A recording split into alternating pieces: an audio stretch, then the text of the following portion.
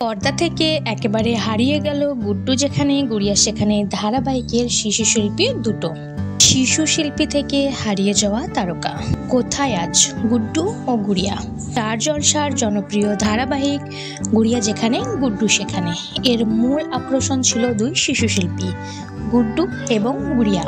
তব নাম যথাক্রমে অভিরূপ সেন এবং পৃথা ঘোষ। ছোট্ট বয়সে তাদের প্রাণবন্ত অভিনয় দর্শকদের হৃদয়ে জায়গা করে নিয়েছিল।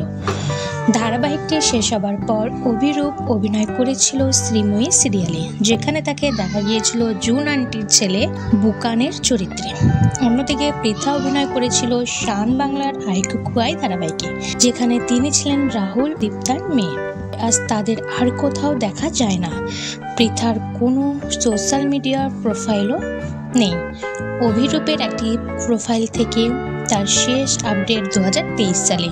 এই দুটো খুদে তারকার বর্তমানে কি করছে, তারা বড় হয়ে কতটা বদলে গিয়েছে তা জানার কৌতূহল রয়েছে দর্শকের। সোশ্যাল মিডিয়া তাদের কোনো আপডেট না থাকায় অনুরাগীরা অপেক্ষায় কি আবারও ফিরবে অভিনয়ে।